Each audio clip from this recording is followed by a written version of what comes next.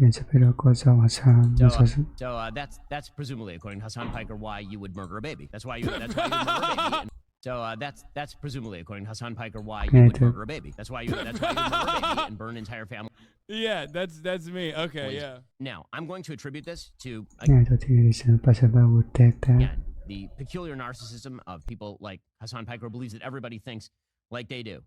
And I would ask people like Hasan Piker, okay, if that's the case, if you really believe that victimization is what causes people to murder babies in their beds for the crime of being Jewish and breathing, then what would cause you to do something like that? Is the viral tweet he got from that all have people agreeing with you? Yeah, dude, why'd you post my dub, dog?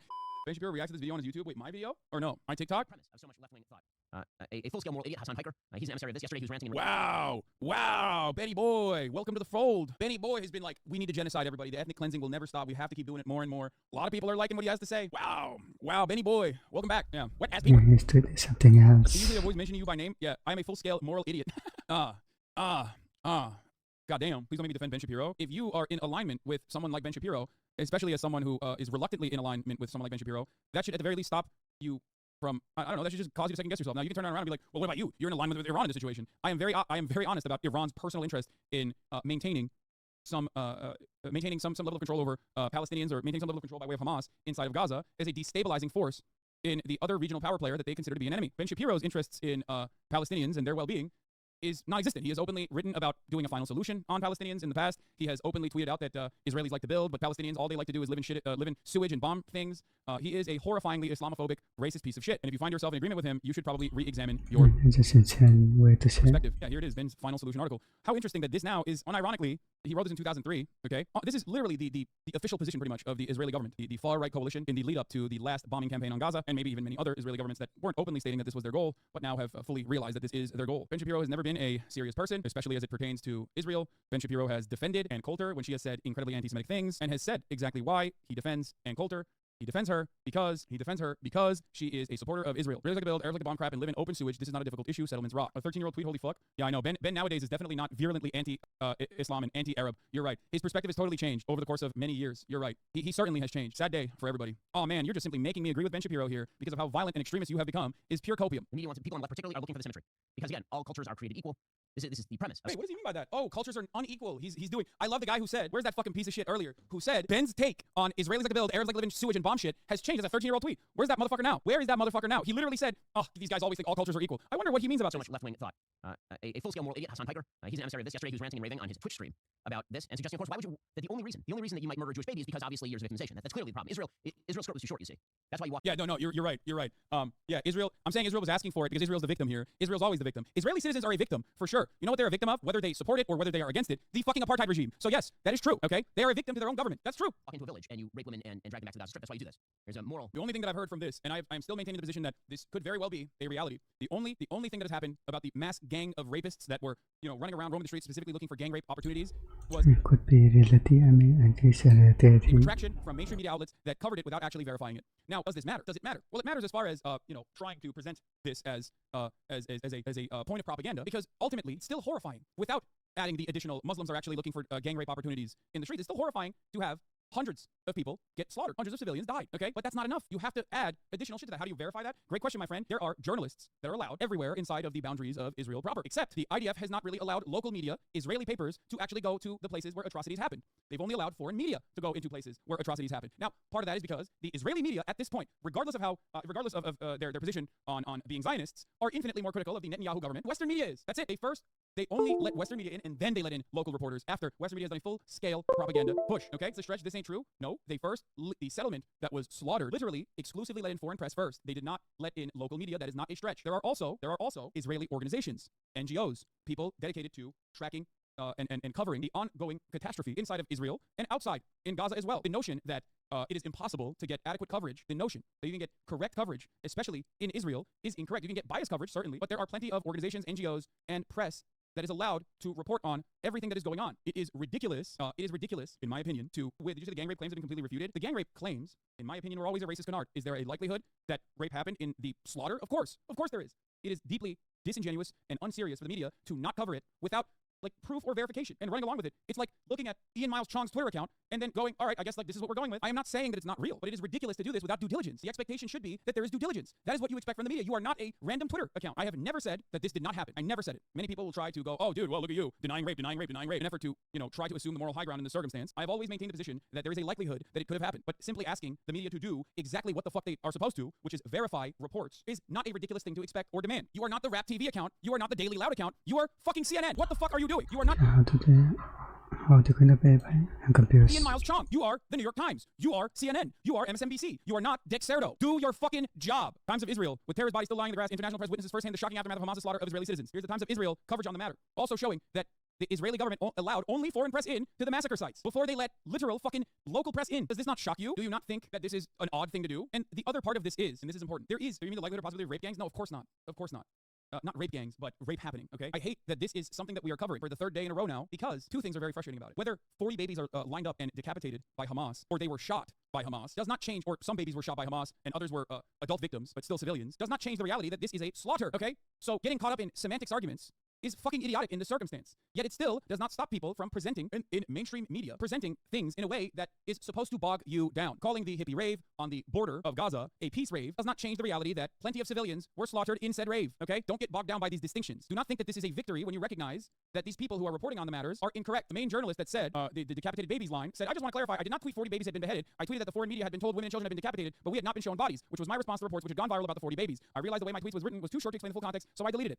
That, of course, did not stop people from going along with it. And yes, here's the IDF. IDF says it won't back up its claim that Hamas decapitated babies in Israel because it's disrespectful to the dead. But it doesn't matter because babies still died in this circumstance. Do you understand? Holy shit. Hold on. There was a tweet that I saw about this particular issue that I think was very good from This is called the semantics. an American anti-Zionist account. Let me see if I can find it really quickly. That basically said something along the lines of like having these constant back. It wasn't Eli. I think it might have been Eli Valley said some stuff too. I know the reason why people utilize the fog of war to make an already horrifying situation worse, okay? I know the reason why they do that. It is to move the fucking needle away. It's to shift attention away from the ongoing, catastrophic, unimaginable death and destruction being dealt in Gaza, okay? That's it. On the other side, if you find yourself bogged down, constantly saying these guys are lying about this, then people are going to look to you and say, well, they still died. And they are right. People are confusing the two things here. Moral distinction, clearly not. Propaganda distinction, clearly yes. The story led the front page of every tabloid in the UK and US and is used to animate calls for indiscriminate bombing. Extremely weird to act like the latter isn't what's at play here. I agree. I care about this from the aspect of propaganda. It is the classic baby incubator line in Kuwait, and that propaganda extended far beyond simply just someone reporting it and retracting it. That propaganda led to investigations, led to a false, a fake witness and fake eyewitness testimony. But the reality is, back then, you simply needed. Here, in 1990, a Kuwaiti girl named Nayira testified in Congress that she saw Iraqi troops throwing babies out of incubators. Amnesty corroborated her story. This is why I always mention, like, Amnesty in and of itself is a cutout of the American State Department. So if they are the ones saying Israel is an apartheid state, you fucking bet your ass it is undeniable. The atrocities must be unfucking deniable for NGOs like Amnesty International or NGOs like Human Rights Watch to turn around and recognize Israel as an apartheid state. Please understand, us having this conversation does not mean that atrocities did not happen. This is not denial of atrocities. This is propaganda, how it works, why it's done, and what you should do about it, okay? Because make no mistake, if we're looking at baby murder, there is a much more effective baby murder machine on the other side if you look at simply the numbers. And that side, of course, is the Israeli apartheid state. It's not like when buildings are reduced to rubble, the babies inside don't have their heads decapitated from their bodies. They get pulverized nonetheless. They get pulverized all the same. His fingernails and apply electric shock to sensitive private parts of his body. 15-year-old Nayira revealed the atrocity of Iraqi soldiers in Kuwait. That was a different time. America needed to do more PR and more propaganda at the time to justify its actions. Maybe they didn't even need to do so, but they did it nonetheless. Now, nowadays, it's definitely different. I do not believe that Israel even needs to beef up their argument when they engage in endless blood and soil bombing campaigns that they call mowing the lawn. They do not need approval from the international community. They get it anyway. This is the point that I need to get across. The additional seasoning added on to the already horrific violence that Israeli civilians experienced is specifically for a lot of those in the Western media to feel comfortable asking and demanding genocide. Okay? And the reality is that, on the one hand, atrocities did, of course, occur. Western media doesn't even need to add that additional seasoning, and they do it anyway, even though they don't need to for approval from the public. Outside, Iraqi soldiers come to the hospital with guns. They took the babies out of incubators, and left the children to die on the cold floor. Her testimony was a major reason for the escalation. Desert Storm is launched. 135,000 Iraqis are killed. An estimated 1 million Iraqis, many of them children and old people, then died as a result of 10 years of sanctions. Later, Bill Knowlton selected her as a persuasive witness to this atrocity, and it was all part of a campaign to turn Saddam Hussein, at least in the public consciousness, into Adolf Hitler. And the feeling was that they couldn't sell the Gulf War without this. Soon after we arrived in Kuwait, and 2 weeks after liberation, it became apparent that the story was a complete hoax. We were able to go around the hospitals to count the incubators and find that possibly with 1 or 2 that had been misplaced, that none were missing. War very much. What's with the music though? yes, Central Committee is correct. Same fucking shit. If a lie is believed, sometimes only for an hour, it has accomplished its purpose and there's no further occasion for it. Exactly. You can simply discard it afterwards and maybe even apologize, and sometimes not at all. It does not fucking matter. Okay? It doesn't matter because it already spread. It's done. It's intact. But make no mistake, I'm not covering this to say this is a moral victory. Okay? It is not. It's not. This is simply to show you how propaganda works, how propaganda spreads, how propaganda is utilized by those very same institutions like Amnesty or even mainstream media that you are supposed to rely on for accurate coverage. Much had to be sold to the American people in order to convince them to intervene militarily. That we're still living with the consequences of our having placed troops in Saudi Arabia, because that's what sets off bin Laden finally. Anyway, so far on X, the unconfirmed report about 40 murdered babies at least 44 million impressions, 300K likes, over 100K reposts, retweets. The key propagators of the story were I-24 News, and Israel. The story was based on a report by Nicole Zedek. The original report never claimed 40 babies were decapitated. Zedek reported that soldiers told her that up to 40 babies and children were killed and 40 babies were taken on gurneys. She also stated on X that some babies' heads had been cut off. However, those reports, which came from an IDF soldier, have in some cases morphed and gone viral. Some outlets reporting 40 babies killed or 40 babies beheaded, while some are reporting 40 babies killed, some beheaded. Neither of the 40 babies being killed and or beheaded has been independently verified. Indeed, Sky News have said that the IDF have refused to confirm the news. Meanwhile, some highly influential people are continuing to spread the news, including J.K. Rowling, Ben Shapiro being one of them. But narratives around slaughtered babies are particularly emotive and useful in propaganda and jingoism, historically from World War I to false information around the invasion of Iraq in 1990. A reminder to be careful of what you share, especially during live reporting. Regardless of how you frame this, there's clearly misleading information around two things: ages killed, Zedek said babies and children, how they were killed, some/all beheaded. The lack or clarity and consistency, singular sourcing, is enough to indicate caution with the story. It is terrifying how quickly these things get spread and become an active part of the strategy. Why are you discussing about the 1990s war? Justify more bloodshed. It's terrifying. We saw this happen in the invasion of Ukraine, okay, on the Russian side, and even on the Ukrainian side as well. This is a mainstay of warring nations, or a mainstay of conflict, except this time it's even more asymmetrical than Ukrainians justifiably trying to defend their land from Russian invasion, which I've always maintained the position is a just cause. For those of you who want to come in here and fucking, make ridiculous claims. Nuance gets lost in circumstances like this. Yeah, yesterday when chatters were linking you white phosphorus claims, you refuse to give it oxygen. It's the same work and attention against bad propaganda. Exactly. Is there a likelihood that Israel has used phosphorus in Gaza? Well, historically speaking, I believe there has been instances, so there is a likelihood. However, these claims, as it stands currently, are unverified. They are unsubstantiated. I am not going to go on videos. Stop saying there are videos. You literally have no idea what you are talking about. It could be true, but in most circumstances, before these things are verified, running along with it only causes further confusion. Especially when Israel doesn't even need to use white phosphorus to fucking destroy every single Gazan enclave. Some small arms are so powerful that they can mutilate corpses even if the killing wasn't intentional. It was a firefight in this town between IDF militia against Hamas militants. We don't even know if the killing of the children was intentional or accidental. This is all propaganda designed to get us support Israeli attacks on Gaza, which I posit is not even a necessity. Stop saying there's footage. Do you know where the footage comes from? Do you know if it's actually Gaza? Do you know if it's actually Gaza from yesterday? You don't know. These things have not been verified. That's why you need independent verification before running along with footage. Okay? Same goes in either direction. I am extremely careful when covering news of this sort. This is a big part of what my job is, what I try to do as best as I can. Half the time, it's like Arma 3 footage. Sometimes it is from Ukraine. Many ongoing conflicts occur, especially at nighttime. If you look at nighttime white phosphorus footage, it could be in Syria, it could be in Ukraine. You have no fucking clue, and you just kind of go along with it. It's also worth noting that some people are contributing to the narrative by trying to denounce it as propaganda, misrepresenting the original reporting by claiming Could be Ukraine. I mean, the rest are actually different. Zedek explicitly said all 40 babies were beheaded. In terms of methods for the analytics, I downloaded all the tweets. Oh, this was a good. I think this was good analysis from 972 Mag. I'm getting a lot of questions about the reports of Hamas beheaded babies that were published after the media tour in the village. During the tour, we didn't see any evidence of this, and the army spokesperson or commanders also didn't mention any such incidents. During the tour, journalists were allowed to speak to hundreds of soldiers on site without the supervision of the army spokesperson team. I-24 reporter said she heard it from soldiers. Soldiers I spoke to in the Kfar Aza yesterday didn't mention beheaded babies. The army spokesperson stated, "We cannot confirm this at this point. We are aware of the heinous acts Hamas is capable of. This doesn't mean that war crimes were not committed. Scene in Kfar Aza was horrific, with dozens of bodies of Israelis murdered in their homes. Sadly, Israel will now use these false claims to escalate the bombing of Gaza and to justify its war crimes here. Update: the story is still unfolding and information is still coming in. That needs to be verified. I will update when I have more." Do you understand this? Do you get it? I hope it's a little bit more illuminating when we talk about the situation, okay? I need you to understand. My goal is to parse through information and misinformation. So much misinformation is spreading right now. And the worst part about it isn't necessarily that misinformation spreads online. Of course misinformation is going to spread online. The worst part about it is American media has dropped the ball entirely. Western media has dropped the ball entirely. They are completely oblivious, very cynically reporting on misinformation in an effort to further justify blood and fucking soil propaganda and the bombing campaign attached to it in Gaza. I can't believe we deviated so far away from benshapiro and got so lost in the sauce. History will absolve me, okay? History will absolve me. Not that it matters. I will be long gone. Yeah, the title was about Ben Shapiro. On by then, but it doesn't matter. No, what I'm doing is correct. If people do not care about the nuance of the circumstance, then there's nothing I can do about it. There's no moral victory at the end when you talk about massacres and slaughters occurring and say, well, police were shooting back during the festival, so civilians got caught in the crossfire. It still does not change the reality that plenty of civilians died. That is still horrifying. The real goal in this situation is to contextualize said violence as a violent retaliation to an ongoing occupation and apartheid.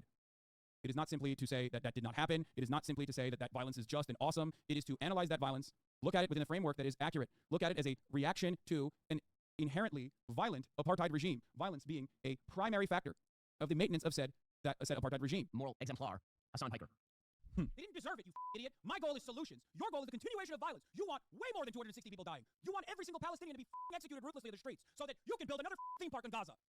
You baying pig. You bloodthirsty, violent pig dog. Suck my How do you think this happens? You think it happens out of nowhere? You think these people are just like, oh, we're violent because we want to be violent? You think that's where violence culminates from? Or you think it's because you have entrapped them, you have bullied them, you have subjugated them, you have humiliated these people? 2 million people live inside of Gaza. They're not even people in the eyes of Israel. Wait, what? That's great. Oh, I thought he clip chipped me. That's correct. Ah, Oh, means- oh, the other side of the clip is me also talking about like the atrocious conditions in Gaza. I guess that part he didn't want to show to his audience. Is that what it is? Because I thought he clip chipped me. But even the clip chimp is just posting my fucking dub, baby. I mean, fine. Why didn't you show the chat log you were looking at? Why didn't you show that? Yeah. So that's presumably, according to Hasan Piker, why you would murder a baby. That's why you would burn entire family. Yeah, that's me. Okay, yeah. In their homes in peaceful villages. That's why you would do that. Now, I'm going to attribute this to, again, the peculiar narcissism of people like Hasan Piker believes that everybody thinks like they do. And I would ask people like Hasan Piker, okay, if that's the case, if you really believe the victimization is what causes people to murder babies in their beds for the crime of being Jewish and breathing, then what caused you to do something like that? Is The it viral tweet he got from that, all happy people agreeing with you? Yeah, dude, why'd you post my dub, dog? Right after the clip, you say it's not justified? Yeah, let's see. So he cut me off right there, okay? He cut me off right there and immediately starts talking about how I want baby murder to happen, okay? Which is pretty cool, pretty interesting. Let me see what that full clip looked like, though, because that went viral on Twitter, that went viral on TikTok. Does anyone have the full clip? Can we see what I said? Can we see what the full clip was? Because this is a 2-minute. Now, I have been doing, what? At this point, 10 hours of coverage every single day on these issues. But let me fucking see what the full clip was. Do you think that this happened out of nowhere? Do you think this happened out of thin air? Are you fucking stupid? Do you think the Israeli state was just like peacefully coexisting? And then these guys came in with fucking gliders out of nowhere? Don't say fuck off, dude. They didn't deserve it, you fucking idiot. My goal is solutions. Your goal is the continuation of violence. You want way more than 260 people dying. You want every single Palestinian to be fucking executed ruthlessly in the streets so that you can build another fucking theme park in Gaza. You fucking baying pig. You fucking bloodthirsty, violent pig dog. Suck my dick. How do you think this happened? This guy mischaracterization, I think. You think it happens out of nowhere? You think these people are just like, oh, we're violent because we want to be violent? You think that's where violence culminates from? Or you think it's because you have entrapped them, you have bullied them, you have subjugated them, you have humiliated these fucking people? 2 million people live inside of Gaza. They're not even fucking people in the eyes of Israelis. 2 million. The average age is 18 years old. 57% unemployment. They can't even get fucking concrete inside of Gaza so they can build fucking water salination plants because 97% of their water is toxic. Why didn't he show this part, you think? Why didn't he show the rest of this? Just want to say he ratioed his ass 2 to 3 times while offline? They're dying of mass starvation. You cannot push people into a fucking corner their whole lives and not expect them to fight back at a certain point. Suck my dick. You fucking piece of shit. You and others like you who turn a blind eye to apartheid, genocide, and ethnic cleansing are the reasons as to why these people fucking fight back. So much so that you fucking cackling hyenas sit around and think, oh yeah, we're doing this in the West Bank too. That's the Peaceful Coexistence Project. Look at the West Bank. You're doing it in the West Bank so fucking hard. I thought this piece justifies Hamas killing other Israelis too. Now that you left your ass out in the open in the southern fucking border of Israel. He did it. He just clipped out the parts where he described Gaza's conditions. That's what I'm saying. Anytime motherfuckers are like, bro, I guess you're on board with beheading babies or whatever the fuck. Anytime you come in here and say idiotic things like that, you're not winning a moral victory at all. You're just talking past me and showing every single person, at least in this fairly robust community, that at the top of the hour there's a 3-minute ad break and you're oblivious to that. Okay? You're oblivious to that. This is also part of the reason why I don't want to talk about the narrative and whether or not it is unverified, unsubstantiated. Because when you turn around and you address a chatter saying that, they will clip you and they will use you and what you said as though you are defending it or you are saying no atrocities happen. This is a tactical reason as to why people come in here with this position. There's I mean, he's saying it. a reason for it. That's the entire point. And then other people who are supposedly on the radical side of politics or supposedly on the left will see you responding to that and go, oh, wow, I can't believe the left has gone so out of control. I was a dedicated Marxist my whole life. I was interested in Palestinian emancipation until I saw a 30-second clip from some random guy online, and I decided I'm dropping all of that. I no longer believe in the humanity of Palestinians, okay? These people do not care about the dead Israeli citizens. These people do not care about the dead Palestinian citizens. They only care about winning fucking arguments, okay? Here is the 3-minute ad break now.